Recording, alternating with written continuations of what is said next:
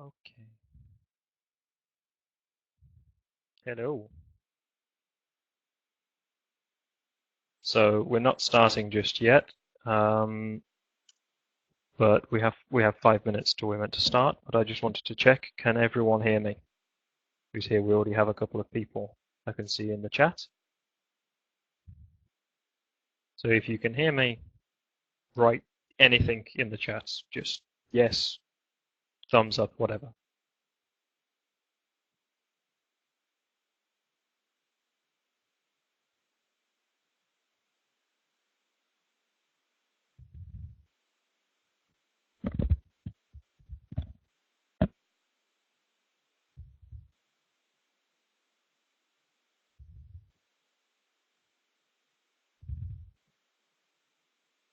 Anybody?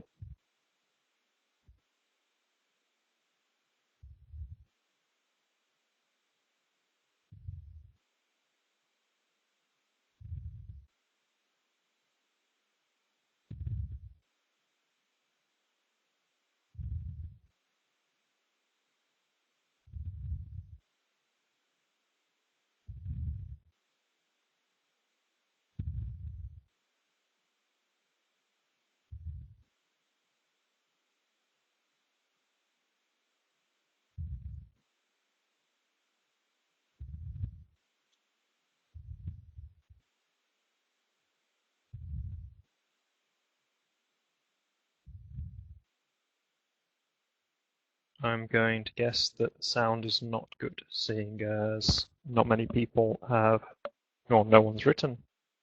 So, that's a good question, if you can hear me. I'm not sure. I have different. Oh, great, good. Just seen the message about the sound. I'm not sure. I have a different view to you, I think, but possibly it might have to stay in that. This is the first time I've worked with this software, so I'm not entirely sure if you can make it full screen. Hopefully the text will be big enough anyway that it should be visible to everyone.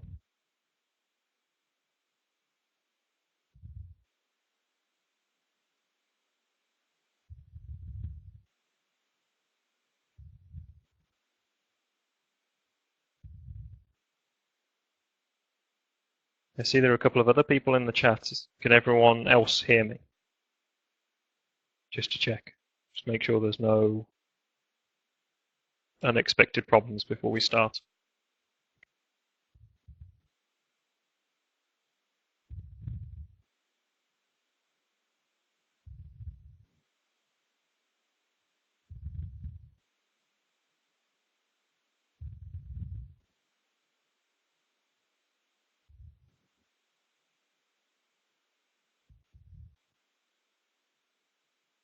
Okay.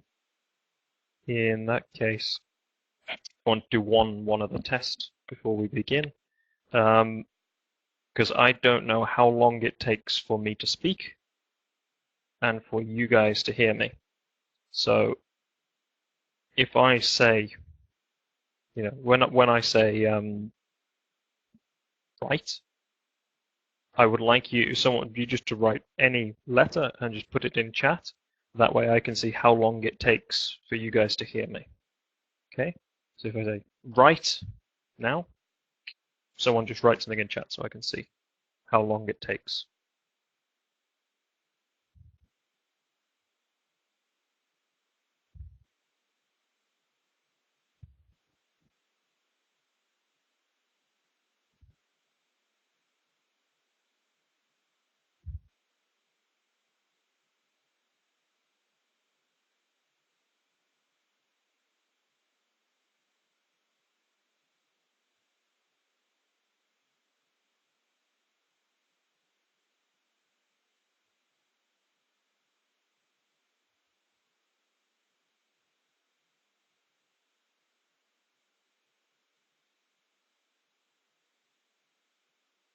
Mm-hmm.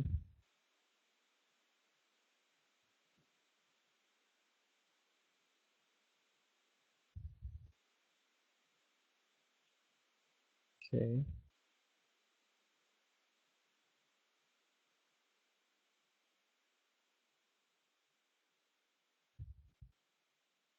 So it looks like it takes quite a while. Either that or everyone's just shy. We won't worry. It is now just gone 8 o'clock. So I think we will start if everyone's okay with that. I'm going to assume that everyone. Let me just double check.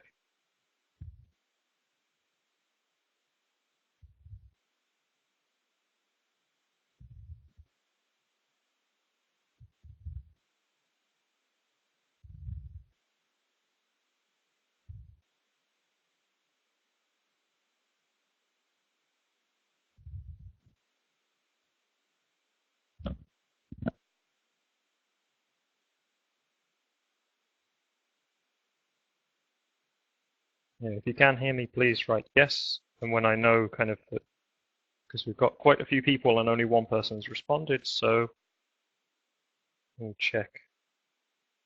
When I know that the majority of people can hear me, then we'll start.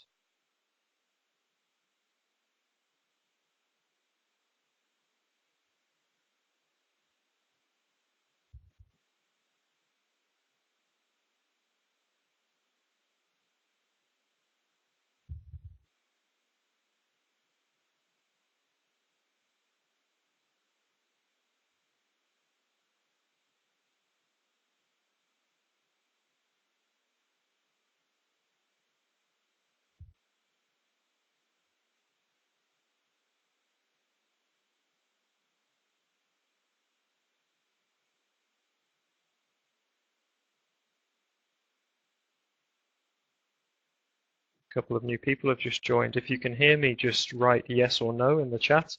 And as soon as I get a couple of responses so I know people can hear, we'll start. If not, I'll have to go and check whether people can hear me or not.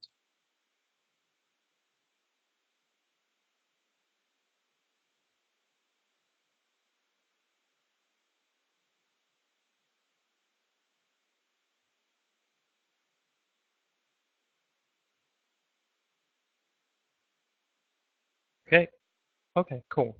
I think that's at least half if you've given the response. So we'll start then. So today's topic: Откуда взялся английский язык и почему он такой странный? Or where did English come from and why is it so strange? So that's what we'll be talking about today. My name is Jonathan Phillips. I am a teacher of English here at the Dejavan Institute, but I'm also a historian. I studied at university to become a historian, and I'm very interested in all things history related. So I decided to kind of combine those two things for you today, English language and history. And we will look at the history of English in this webinar. So let's start by having a look at what type of language English is, because this can be a very confusing question even for native speakers. There's a lot of confusion. People aren't sure whether English is a Germanic language like German, Dutch, and Danish, or a Romance language like French, Italian, and Spanish. So one of the reasons why there's so much confusion, why people are so unsure, uncertain, is because English has a lot of words from Romance languages and a lot of words from Germanic languages. So for example, if we look at English and German, there are a lot of words that are very similar, and I've got 4 examples for you here. 4. House, the English word, versus German Haus. Hand in English versus German Hand. Shoe in English versus German Schuh. And mouse in English versus German Maus. Very, very similar. Even pronunciation. But English also has a lot of words that are very similar to French words, like science in English and science in French, animal in English, an animal in French, dictionary in English, dictionnaire in French, information in English, and information in French. Sorry for anyone who speaks French or German. I'm not very good at pronunciation of either language. So because there are so many German words in English, so many French words in English, many native speakers don't know whether English is a Germanic language or a Romance language. For many, though, it seems easier to read French. If you take the same text in English and translate it into French and translate it into German and give the French and German copies to a native speaker of English who doesn't know German or French, then they will be able to understand more of the French text. And there's a good reason for this. There's a good reason why. So let's have a look at the makeup of English. So there are a lot of words in English, but most of them come from Romance languages. Specifically, they come from French, which is this section here, the blue section, French, and Latin, which is this section here, the purple section. So 29% of all English words come from French, and 29% of all English words come from Latin. That means that almost 60% of all English words come from Romance languages. If we look at words from Germanic languages, however, only 26% of all English words come from Germanic languages. So that means that we've got twice the number of Romance words as we have Germanic words. And this is why it's much easier for an English speaker to read French than it is to read German. We also have some other languages in here. 6% of English words are Greek, and 6% are from all the other languages combined. And there are also 4% of all English words which come from proper names, come from place names, the names of people, names of countries, etc.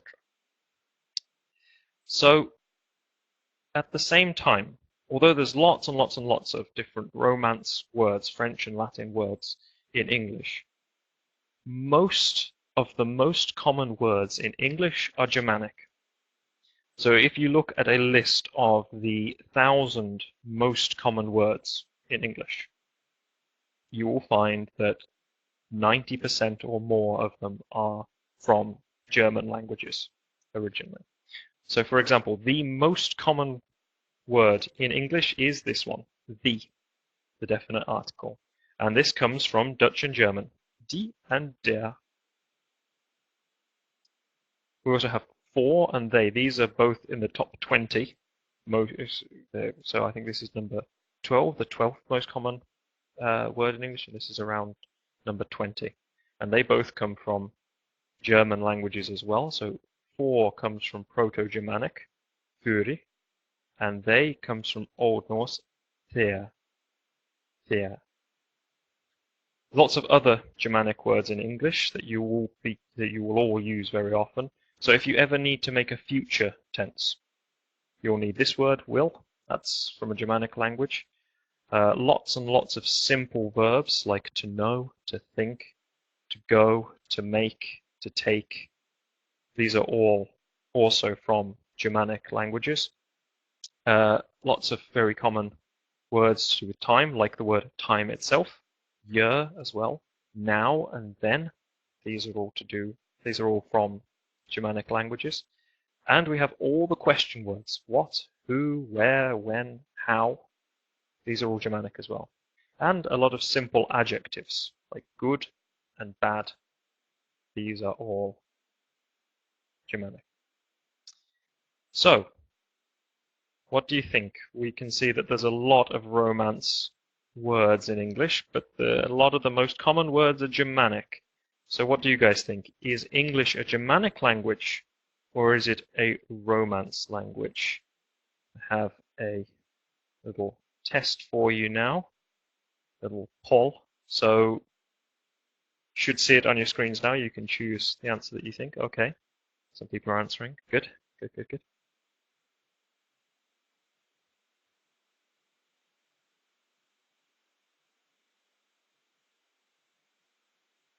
Okay,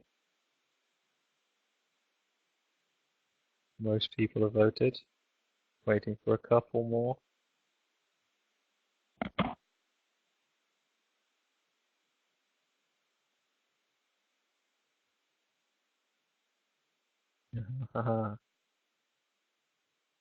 Okay, let's have a look what you guys voted for then. So, yeah, actually everyone who voted for Germanic. Well done. I can't fool you. I told you all about how many French words there are in English, but English is a Germanic language. English is a Germanic language, and the reason for that is even though there's a lot of French words in English, English started as a Germanic language. So its grammar and its core structure, its main structure, is Germanic. So today, this is what we'll look at. We'll look at where English came from, why it has these Germanic roots, and then we'll look at how it changed over time and how it got so many French and Latin words. So before we carry on, I just want to quickly ask, how's the speed? Can everyone hear me? Everyone understand me? Does anyone think I'm going too fast or too slow?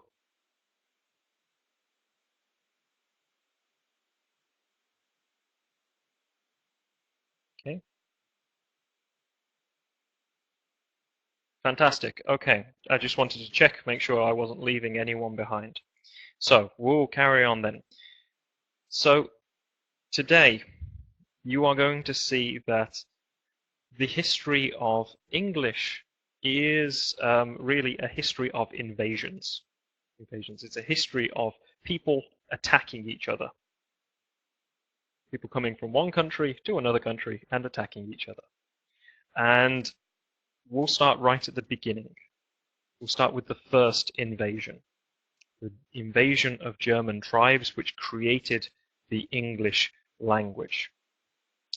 So English isn't from the British Isles. English doesn't come from the British Isles. It doesn't come from these lovely islands right here. It comes from Europe. From 34 AD to 410 AD, Britain was part of the Roman Empire. And most people during that period either spoke Latin, if they were educated, or they spoke Common Brittonic. They weren't. Common Brittonic was a Celtic language. It was similar to Welsh. So Welsh and Irish, these are the most common Celtic languages that still exist now. Common Brittonic was same kind of language as them. But in about the 5th century, the Roman Empire started to collapse, and the Romans started to lose control of Britain.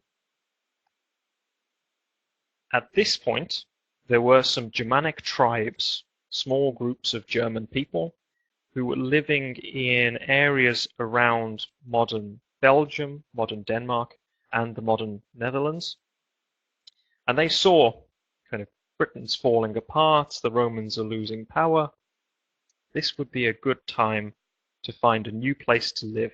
We'd like to live in Britain, and there's not much they can do to stop us.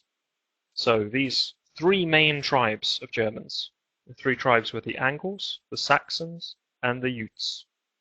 And these tribes built boats, crossed the English Channel, and started to take over Britain, started to conquer Britain. And within about 200 years, by the beginning of the 7th century, they had conquered almost all of England. So all of this area around here, that was now under the control of German tribes. And as the German tribes kind of went through England, pushed forward, the common Brittonic speakers ran away. And they went here to Wales and down here to Cornwall. So this is why now, even today in Wales, Welsh is still a Celtic language, because all of the common Brittonic speakers went here, and modern Welsh evolved from common Brittonic. And there's this area down here, Cornwall. Not many people know, but Cornwall has its own language. Not many people speak it, but it has its own language, and it's a Celtic language. So for the same reason, modern Cornish evolved from common Brittonic. Okay, so after the German tribes had kind of conquered most of England, they started talking to each other, and their languages started to merge and combine. And the languages of the Angles, the Saxons, and the Utes created a new language which we called Old English. And because these tribes spoke Germanic languages, Old English too was a Germanic language. Had the same kind of grammar, the same kind of vocabulary. There were no French words in English at this point. But Old English was very, very different to modern English. For a start, it had different letters. So you had this letter here, which kind of looks like a P, but it's actually pronounced like modern English W. W. That is called win. Then you had these two letters, another one which looks kind of like a P, and this one here, which are both pronounced th, th, TH sound in modern English. And you have this final letter here, which is an sound, It's called ash. And sometimes in modern English, you'll still see it written as A-E. Sometimes it's just used as E. As well as these different letters, Old English also had grammatical cases, like Russian. So, for example, if you wanted to talk about the king, if the king is the subject of the sentence, if he's the one doing something, you would say "se König," the king. But if he's the object of the sentence, and someone is doing something to him, then you would use the accusative case, like in Russian. And then you would say "thirne König." If you're talking about something the king owns, or you're talking about a number of the kings, then you would use the genitive case, just like in Russian, and then it becomes "des Königs." So, similar to Russian, all the words changed. Adjectives, articles, nouns, everything changed. There was also verb conjugation, like in Russian, not just kind of the have, has conjugation we have now, but every verb changed. And also grammatical gender, like in Russian. So there was a masculine gender, a feminine gender, and a neuter gender. You might have noticed that when I was showing you what words make up English earlier, there was no Celtic language in the pie chart. We had Greek, but no Celtic. And that's because English actually contains very, very few words which are borrowed from which come from Celtic languages. And most of the Celtic words in English actually come from modern Welsh and Irish. There are almost no words from common Brittonic. So here's a couple of examples of Celtic words in English. The word bog, a wetland, bolota. The word hooligan, which actually is an Irish family name, but now means the same thing as hooligan in Russian. Then there's slogan, like a company motto, which originally comes from Irish and meant a battle cry. So something you would scream at the beginning of a battle, something you would shout. Then there's the word whiskey, which also comes from Irish. Not a surprise, really. But it means water of life in Irish originally. And then there's the type of dog, corgi, The word is also taken from Irish, I think. And there it means just dog on its own. However, if you look at the names of places in Britain, then you might find some common Brittonic words. This is about the only place where you'll find common Brittonic words now. So if you go to the River Thames in London, for example, you're actually going to the River Dark, because the word Thames comes from a common Brittonic word, Thamesis, which means dark. And if you go to the River Avon in Stratford-upon-Avon, which is the town where Shakespeare was born, then you're going to the river, because Avon comes from a common Brittonic word, Abona, which means river. And also, if you come to Britain at all, you're going to a place with a common Brittonic name, because Britain comes from the word Britanni, which is a common Brittonic word meaning people of shapes. That's how they called themselves. They called themselves the people of shapes. You also have one other thing to thank Common Brittonic for, and that is English pronunciation. A lot of people can find it quite difficult to pronounce the w sounds in English and the different types of th that we have, so th and th. And there is a theory that the reason why these sounds appear so often in English, why they're so common, is because of the influence of Common Brittonic. There are a lot of w and th sounds in Celtic languages, and so linguists believe that one reason why English has so many of these sounds is because these early German invaders interacted with people who spoke Celtic languages as well. Okay, so Common Brittonic didn't have that big of an impact on English language, but there is another language which did, Old Norse. Old Norse is a language that had a huge impact on English, but in order to understand what Old Norse is and where it comes from, we need to look at another invasion, a Viking invasion. So at about the end of the 1700s, Viking warriors from Scandinavia, Sweden, Denmark, and Norway, started to attack the coast of Britain. At the beginning, they led small attacks against Britain. Mostly they attacked churches and they stole gold and other valuable things from those churches. But in 866, those small attacks turned into a massive invasion by Danish Vikings.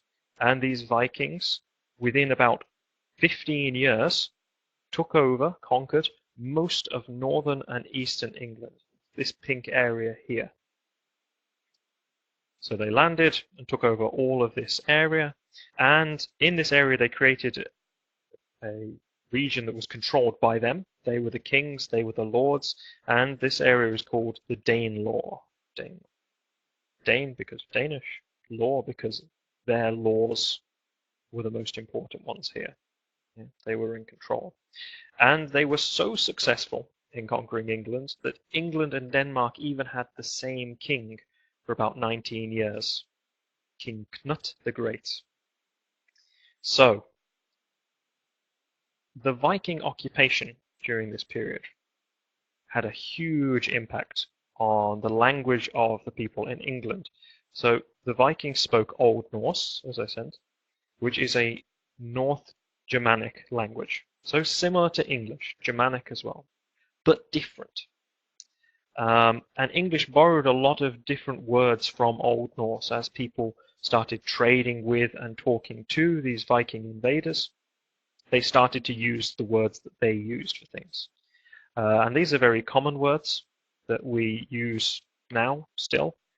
Things like anger, which comes from Old Norse anger, leg, which comes from Old Norse legger, skin, which comes from Old Norse skin, knife, which comes from Old Norse knifr, to call, which comes from Old Norse kalla, and to take, which comes from Old Norse taka. So English borrowed a lot of these words, but they didn't fit English grammar. The verbs didn't conjugate in the same way, the nouns didn't decline in the same way. And as a result, some cases, some conjugations, and some genders started to disappear. They started to become less important, and instead sentence structure became more important for showing the role of something in the sentence. The biggest impact that the Vikings had on English, however, was on plural forms. So before the Viking invasion, English had very, very complicated rules for forming plurals. So there were, for example, words with an OO sound, oo sound. These changed to an E sound instead of the oo sound. So for example, you can see this still in the way that we say foot in plural. Foot becomes feet, and goose as well. Goose becomes geese.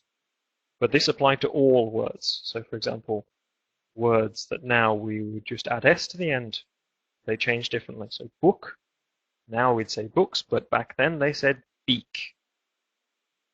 If something had like an OA sound, if a word had an OA sound, like goat, then the O dropped away and you left the A. So goat, but plural, gat. Oak, like the tree with acorns, doop. Oak became ak. The O dropped away. Some words you just added N to the end. So for example, tongue became tungen. Name became namen. And I became iron. And of course, for some things, the nice, easy plural form, we just add S to the end. Day became days, stone became stones. The Vikings, who started to try and speak English to make it easier to trade, tried to simplify things. They made it made the language easier for them to learn by ignoring all of these difficult plural forms whenever they couldn't remember, and instead just adding S. So if they were talking to someone, they wanted to say a word in plural, but they couldn't remember the correct plural form, they just added S.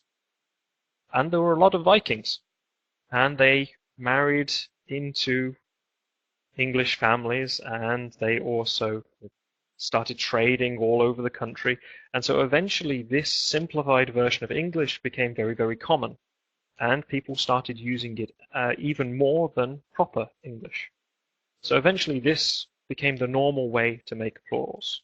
You just add S to the end.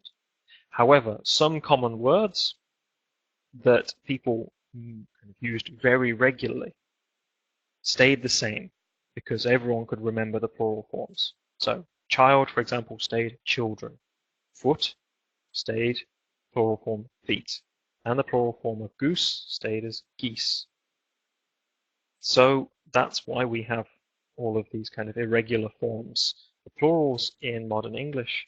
But if it weren't for the Vikings, it would be much more complicated now. So the only thing that stopped the Viking invasion of England was another invasion. This time it was the Norman invasion. The Normans were a group of people who lived in the north of France. So let's have a look why they invaded. The reason why the Normans decided to invade is actually relatively simple. In January 1066, King Edward of England died, and he didn't have an heir. He didn't have a son that could become king after him. So instead, 3 different people said that they should be king. One of these was Harold Godwinson, who came from England. Another one was another Harold Hardrada, who came from Norway. And the final one was William, who was the Duke of Normandy, so known as William the Conqueror. Guess what might happen? So, first of all, Harold Godwinson, because he was the closest to the English throne, became king. But then, in September 1066, Harold Hardrada, the Norwegian one, invaded England, invaded the north of England, but he was defeated and killed by Harold, the other one, Godwinson. 3 weeks later, however, William, Duke of Normandy, invaded the south of England near a town called Hastings. And at that town, William and Harold fought a very famous battle called the Battle of Hastings. There's a lovely French tapestry called the Bayeux Tapestry, which shows the battle. That's where this picture's from. And Harold fought William, but Harold was killed by an arrow. Arrow went straight into his eye. He was killed, his army was defeated, and William, who was a native speaker of French, became King of England. And as you might expect, having someone who spoke French in charge of the country had a big impact on language in England. So now that the king was speaking French, a lot of the nobles in England, so local lords and ladies, also started to speak French so that they could speak to the king. But most people who weren't kind of close to the king continued to speak Old English. So now you had two different parts of English society. You have the lower classes, peasants, farmers, speaking Old English, and you have the upper classes, all the people living in castles, speaking French, specifically Anglo-Norman. And over time, these two languages kind of merged to form Middle English. People from the lower classes heard lots of words that the nobles were using in French, and they started to borrow these words into English. And again, this caused a change to English grammar because the new French vocabulary didn't fit English grammar, just like the Scandinavian vocabulary. The Old Norse vocabulary didn't fit English grammar. The French vocabulary didn't fit English grammar either.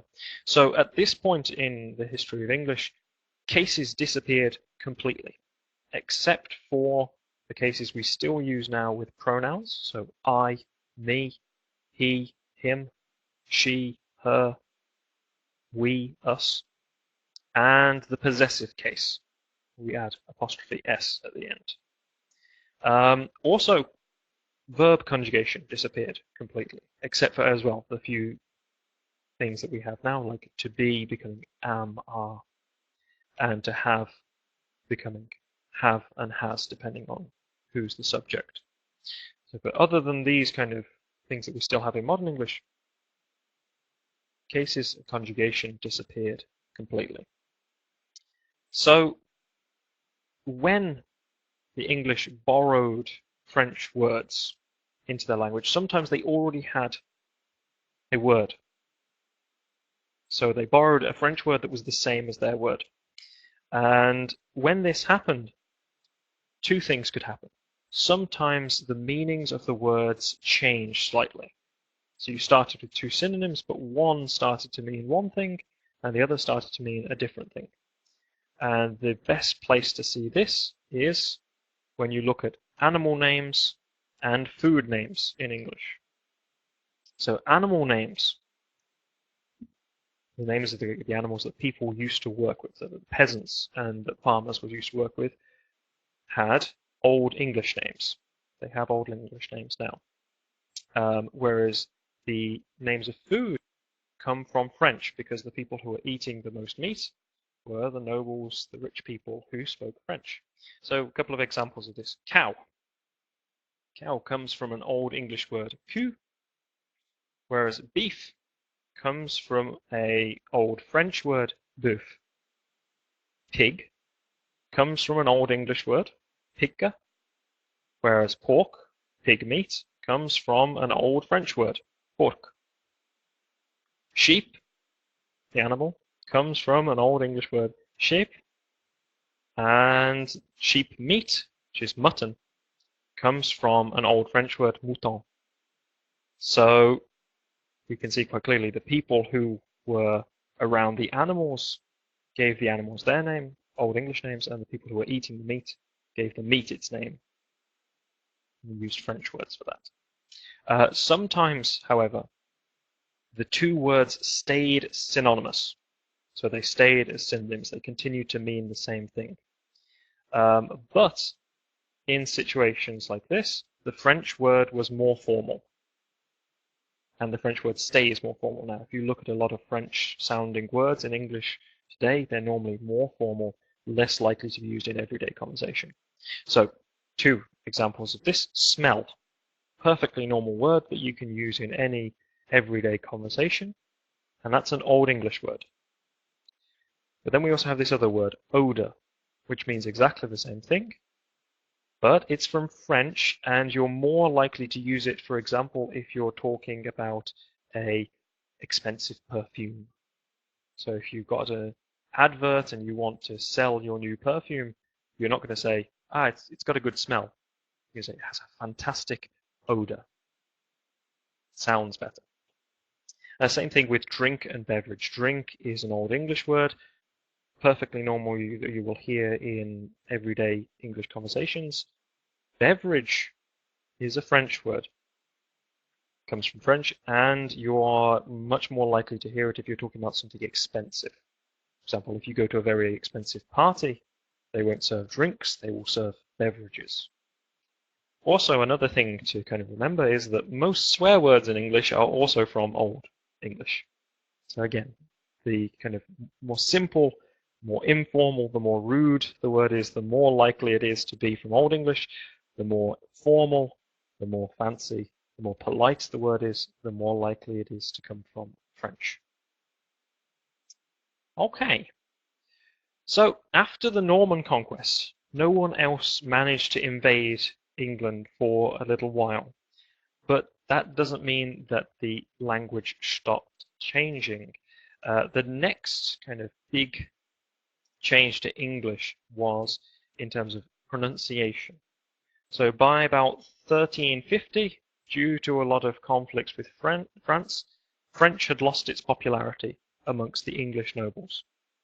And now the whole country, from the king to the peasants, started to speak English. They started to speak this new form of English, Middle English, which had a lot of French vocabulary in it.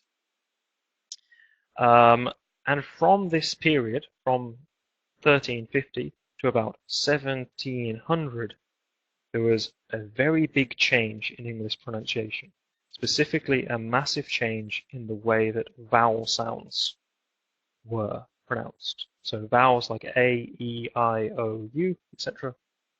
These changed completely. And there's a couple of different theories why. Some linguists think that it's because of these conflicts with France. English people wanted to sound less French, and so they purposefully, deliberately started to change the way they pronounced words. Other linguists think that it might be because of the plague, the Black Death. A lot of people in the south of England, in London in particular, died during the plague, died from the plague. And a lot of people from the north of England moved to the south. And so some linguists believe that this change in population caused a change in pronunciation. But whatever the reason is, this was the result. Some vowel sounds just completely shifted. So for example, in Middle English, the beginning, early Middle English, you had the vowel sound oo, oo. And that changed to the vowel sound ow, ow. Yeah, oo to ow. So for example, the word mouse used to be pronounced moose. But because of this shift in pronunciation, it started to be pronounced mouse. You might remember as well, on one of the previous slides, I mentioned the word cow and how it comes from an Old English word, coo. Again, coo uses this oo sound, and that oo changed to an ow, and we got cow. The same thing happened to other vowel sounds. E, for example, changed to I. So bite used to be pronounced beat, but then shifted to be pronounced bite. Also, there used to be a long A in English, ah. We don't really have it that much anymore. Only in some kind of dialects, but not in standard British English. So you had this ah sound, and that changed to an A sound. So mate used to be pronounced mart.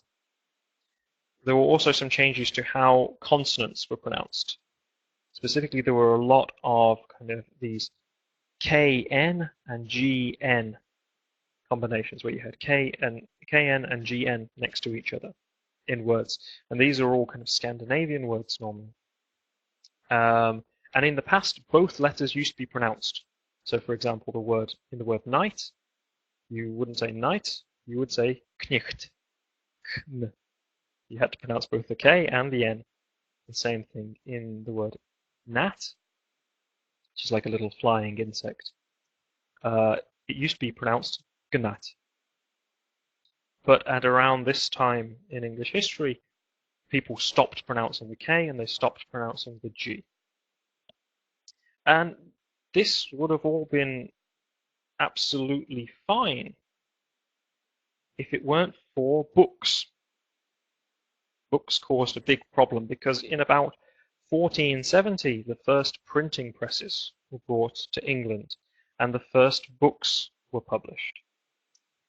And the people who were publishing the books needed to know how to spell the words, and so they started to use the spellings that they had at the time, which were spellings for words whose pronunciations were shifting.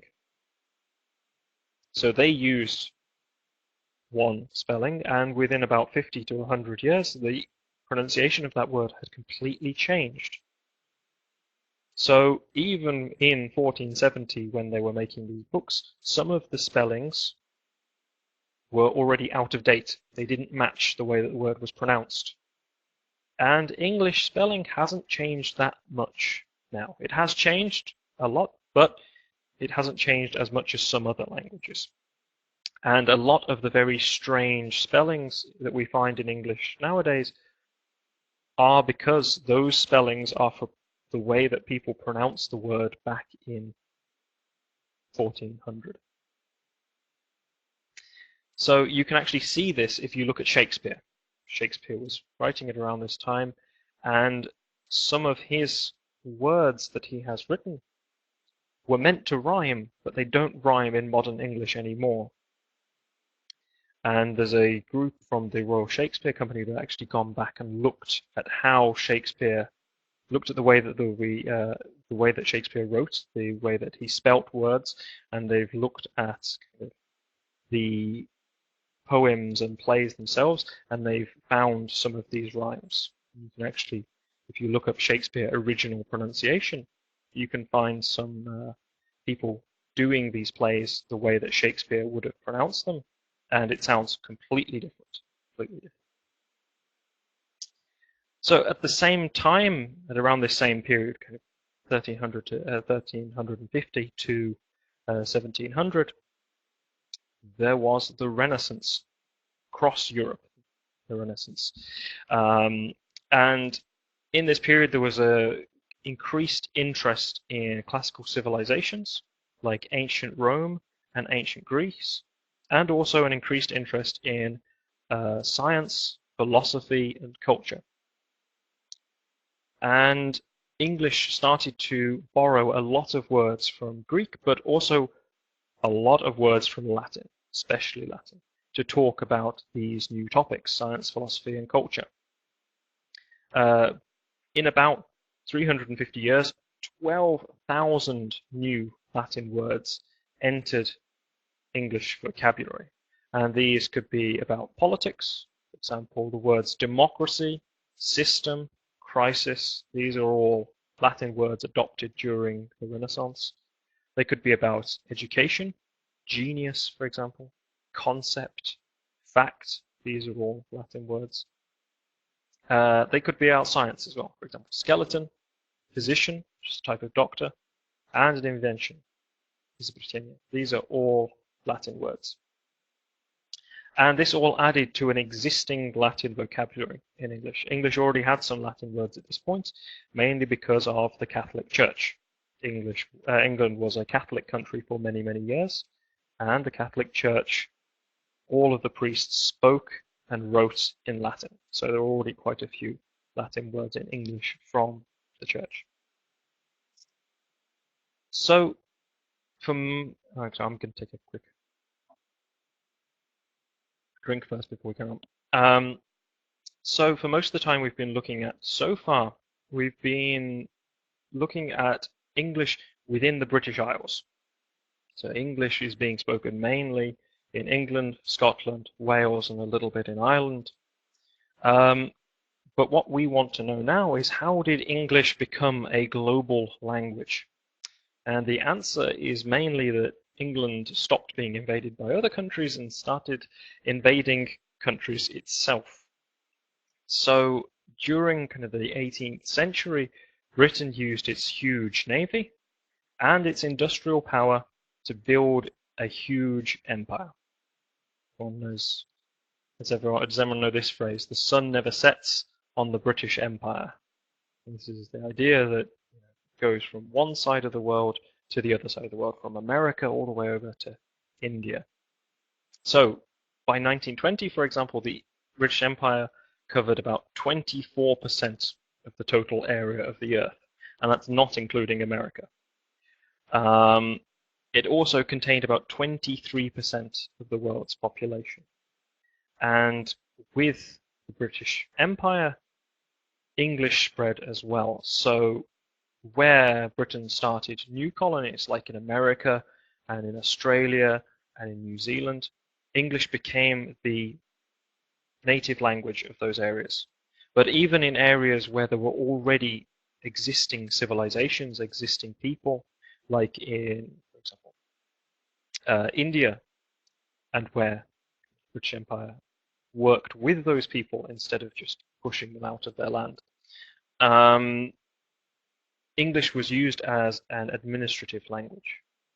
So all of the people who were in charge of the colony there spoke English. In addition to this, British involvement in trade, in culture, in science and technology, and in art all helped spread the English language. If you were a scientist at this point and you wanted to learn about the latest inventions in England, then knowing English really helped. In the 20th century, this kind of the economic and cultural influence of Britain was kind of overtaken by the economic and cultural influence of the United States. But this continued the spread of English through the 20th century. So again, if you wanted to learn about science, if you wanted to see the latest films, then it was easier if you knew English. And all of this has resulted in England becoming an absolutely massive language. It's the most spoken language in the world, with about 360 million native speakers and about 1.7 billion total speakers. It's about 20% of the world's population. Despite this, despite the fact that English is now so huge, or maybe because of the fact that English is so huge, it's still changing and developing. The language's grammar, vocabulary is still changing every single day. There's something like every day 90 new words are added to English, something like that I read today. But I just wanted to talk for a second about some of the changes that are going on in English right now. So some of the things you might want to know about, because maybe in a few years the things you'll have learned in school will be different. So for example, modal verbs. Everyone probably knows and uses modal verbs like can, have to, need, must, but there are some other less common modal verbs that maybe you don't use very often. Shall and ought. And one of the reasons why you don't use these as often is probably because English native speakers themselves are using these less and less. So shall and ought are being used less and less, and some linguists believe that in the future these words won't exist at all. Also, in all forms of English, but especially in British English, the continuous form of verbs are being used more and more often. So in the past, we didn't used to use the continuous form for as many things as we do now. To give you just one example of this, again, modal verbs. British English is using the continuous form with modal verbs more and more often. So both of the following are correct. I should go and I should be going. but especially in British English, more and more people are using this second form rather than the first form. There's also an increase in the number of people using the get passive.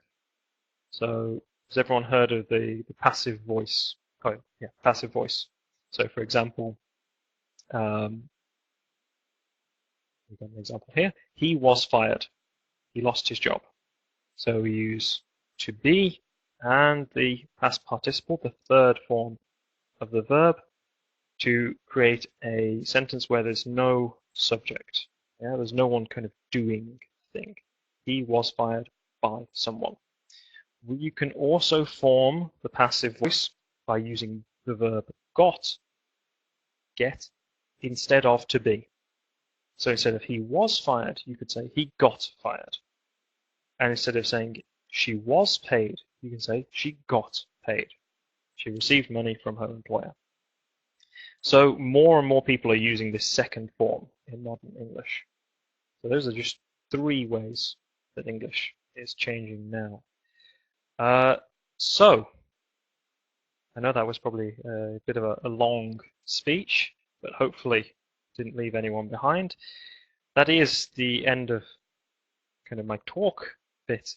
Now you should know a little bit about where English came from and a little bit about where it's going. So I'd like to spend kind of the time we've got left for any questions you might have. Questions. I've just realized that I forgot to plug my computer in, so I'm running out of power. So if you give me just 1 second, I will be with you. And I just need to plug it in quickly. There we go. Okay, so, no problem. No problem at all.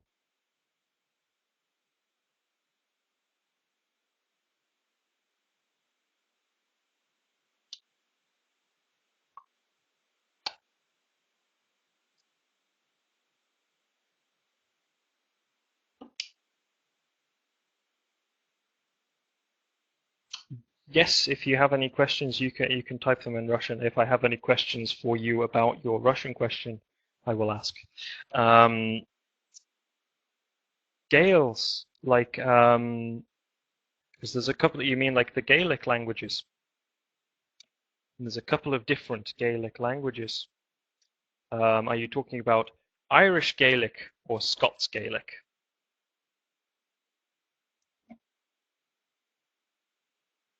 Both. So these, from what I know, they are from the same kind of period as Common Brittonic. So the people who lived in Britain before these German tribes invaded, during Roman Britain and before, they spoke different forms of of Celtic languages. And so you had Common Brittonic, but you also had some kind of dialects in the north, which eventually formed into Scots Gaelic, and you had a different form of Celtic in Ireland. And that eventually formed into Irish Gaelic. So Welsh is the one that descends from Common Brittonic. Scots Gaelic and Irish Gaelic are separate, and I believe, but I'm not sure, that Irish Gaelic had a large impact on Scotch Gaelic. That there was a lot of trade between the 2 areas, and the same way that Old Norse changed Old English, Irish Gaelic changed Scottish Gaelic, but I'm not sure about that.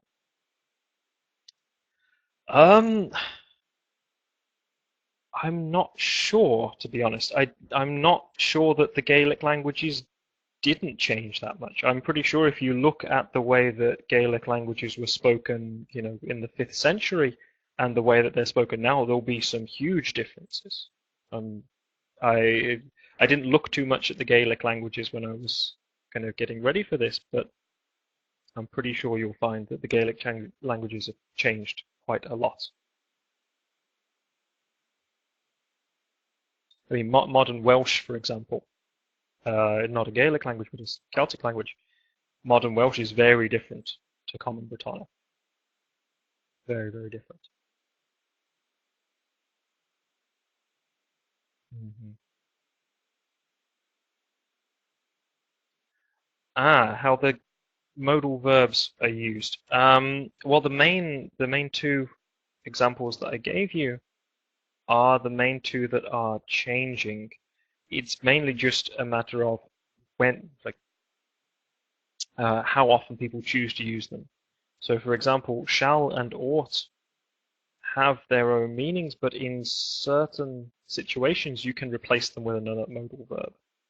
So, shall is quite often used in questions, specifically when you want to invite someone to do something, or when you want to offer someone something. So, for example, shall we dance? You can use when you want to ask someone if they want to dance. But as well, shall I carry your bags? You can use if you want to offer someone your help. In that, when you're asking a question, shall we dance? Now people are moving away from modal verbs entirely. Instead, people just say, do you want to dance? If you're offering help as well, people are moving away from this modal verb and they're starting to say, do you want me to carry your bags? Or sometimes they'll change shall to should. Should I carry your bags? Also, shall can just mean will. Shall it be sunny today? Very few people say this anymore. They just say will instead. So normally when we're speaking about the future now, we don't really use shall anymore. We use will. And just the amount of people using shall in those situations where you can use shall is going down and down and down. People are using alternatives. As for ought, you really ought to do that. Again, people are changing ought with should. Just you should do that. Any other questions?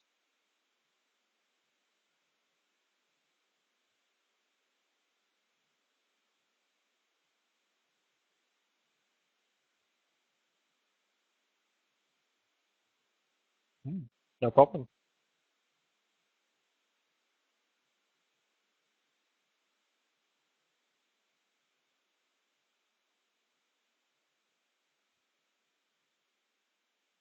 No problem. No problem at all. Um, well, if there are any more questions, you can continue to write them and I'll come back to them. But while I'm waiting, I thought I would uh, ask for a little bit of feedback, kind of what you liked about the webinar, what you didn't like.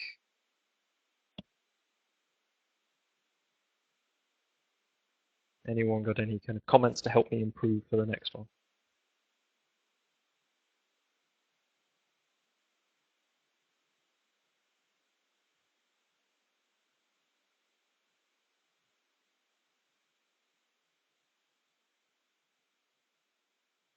Mm-hmm. You mean like me at like the beginning where we had the poll where I kind of ask you a question and that kind of thing?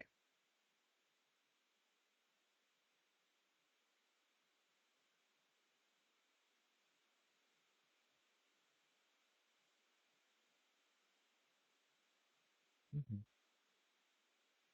Yeah, I think because I kind of got a little bit carried away as a historian to tell you everything, and I only had an hour, so had to speak a lot to get it all done. But hopefully in the future I'll be able to work in some more polls as well because it was the first time I've done this. I didn't want to put in too many polls and kind of like questions just in case. Okay, the ability to talk rather than type.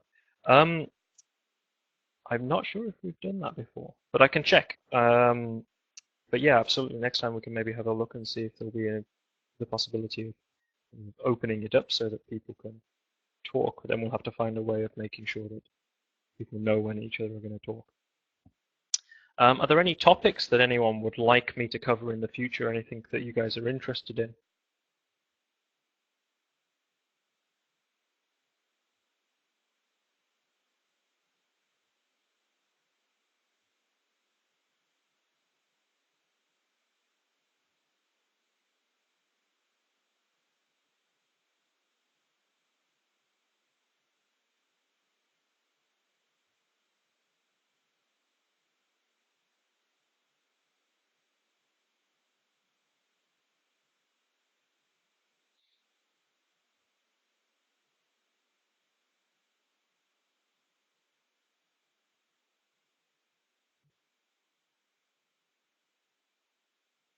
More about English history itself, not the history of English language, but the history of England, the country.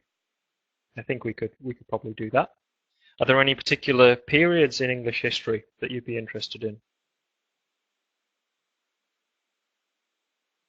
So maybe like the older the better. Okay. Okay, we'll have a look. Old as in like Roman Britain, or old as in like medieval Britain, kind of knights and castles?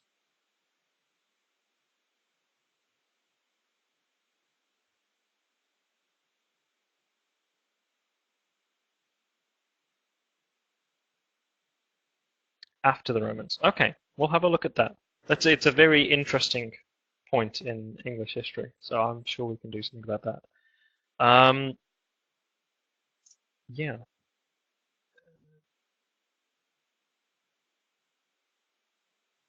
Uh-huh.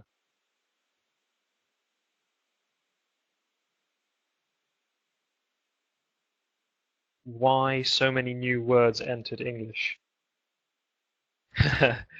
Okay, the alternative history idea is interesting, but we could definitely do something about English-Russian relations, kind of starting with Elizabeth I and Ivan IV. But about kind of the number of words increasing in English. How do you mean? What kind of period of English are you talking about here? Because obviously we go through a couple of different phases.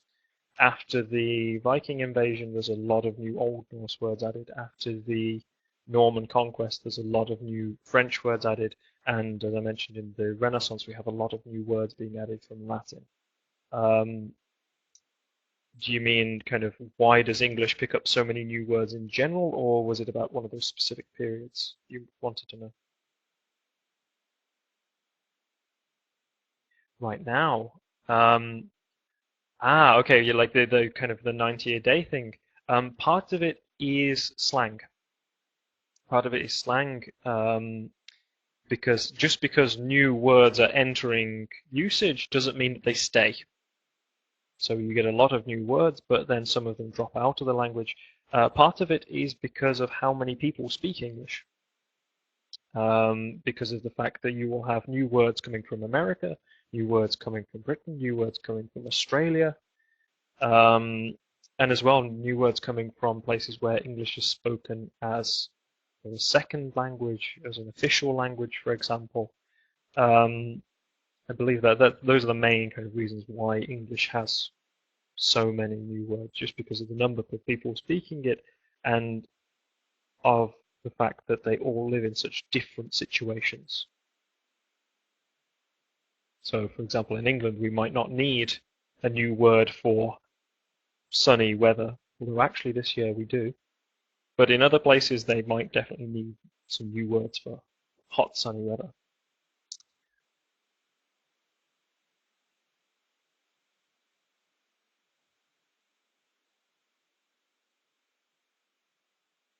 Hopefully that answers the question. Okay. Again, if you've got any more questions, carry on writing them. But I just wanted to kind of point out the details we have on the screen at the moment. So, if you have enjoyed this webinar, then there's a website here where you can go. And there's also the Dejavan Institute's contact you page where you can leave a review. So if you enjoyed it, please go leave a review. If you didn't enjoy it, I suppose you can leave a review as well, but maybe don't. No, absolutely. Whatever you thought of it, leave a review. That's how I know what to do better in the future. If you would like to sign up to future webinars, again, you can go to this website, sign up there. If you've enjoyed listening to me and would like to come to lessons with me or one of the conversational clubs that I run every Monday, then you can send an email here, have a look at the website here, or phone up our office on this number right here. So yeah. Other than that, if there are no other kind of last questions, then that is the end of this webinar. I hope you have a wonderful, well, I mean, it says have a fabulous day here, but more like evening now. Have a lovely evening.